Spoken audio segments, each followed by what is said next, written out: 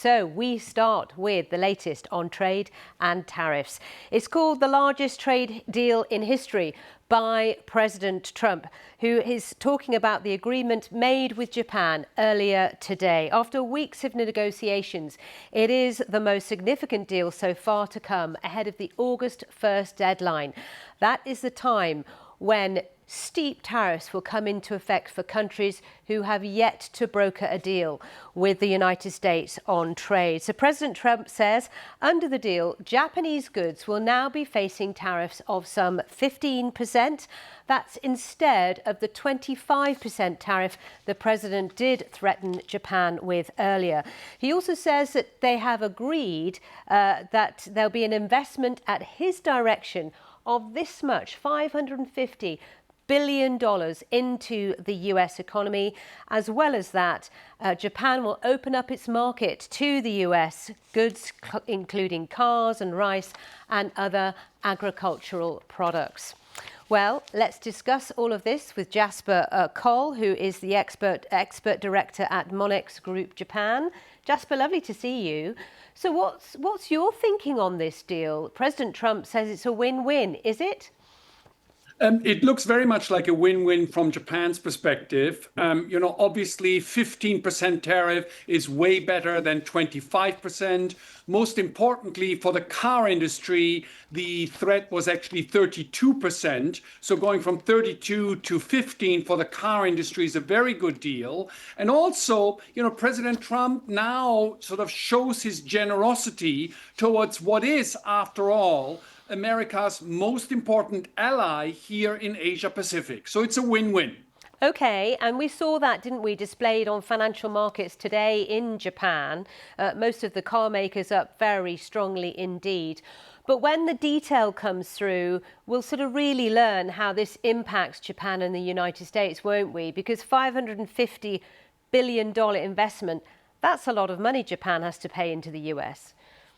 That's exactly right. It's perfectly possible. There's a couple of interesting projects, most important, a joint development of Alaska gas and oil to be delivered to Japan. There's also some increased sales of American rice to Japan, which the Japanese people need badly. But then last but not least, very importantly, you've got to remember that for the Japanese car industry, actually the big competition is made in China cars now being very good. And as long as America keeps made in China cars off the streets of America, Japanese car companies are actually very happy to pay a 15% tariff almost as a price for protection against made in China competition. In the meantime, European Commission President Ursula von der Leyen is in Japan. She's going to be talking trade. She'll go to China tomorrow and do the same thing.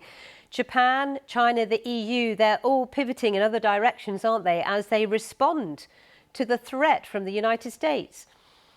There's no question that the timing of President Trump announcing the deal, just ahead of the EU getting closer to China, of the EU getting closer to Japan, basically showing that America is on control of actually being able to divide and rule rather than allowing alliances against the United States to actually come through. Okay, Jasper Cole, great to get your reaction to the trade deal that's been announced by both the US and Japan. Let's go live now to our Asia Business Hub. Suranjana Tawari is there for us, following every detail as well. Suranjana, let's start with financial markets. I believe the trading day in Japan is now done. What happened? Yeah, investors really liking the sound of that deal between the US and Japan. The Nikkei rising almost 4%, 3.73%. And get this, Toyota shares up to 13%. I mean, Honda and Nissan also climbing a lot. And we also saw that optimism go over to South Korea as well, with shares in Hyundai also rising as a result of the deal. South Koreans obviously will be hoping that they can clinch a similar deal to the US and Japan. So as we heard, a 15% tariff for Japanese goods going into the United States, much lower, especially for the auto sector. sector. But there are also some things that were left out. For example, no defence deals as part of this agreement. Also, steel and aluminium tariffs remain at 50%. So those are two things that President Trump really wanted to negotiate on, but he didn't get it.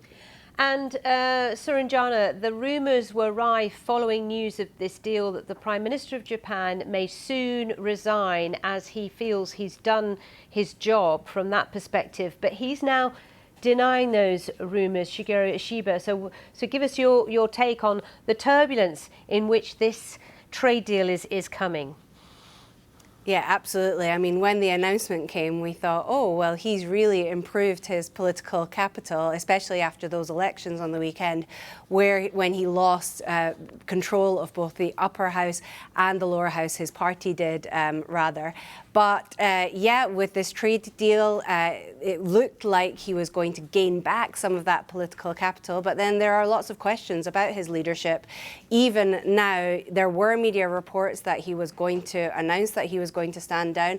Now that's being walked back quite significantly. But the important thing is, with this trade deal, he's managed to get it over the line. The implementation is the problem, because we've seen with so many of these so-called deals, they're actually only really frameworks. They haven't been signed yet. They've been announced by President Trump. They've been announced by other countries' leaders. And I should say as well, we also got confirmation of a deal or a framework between the Philippines president and President Trump, which is significant for this region. And this comes after the Indonesian deal, which was announced last week. We also got details and confirmation on that deal as well. And they're looking at about 19% tariffs going into the United States, which allows them to remain competitive with each other, those emerging economies in this region.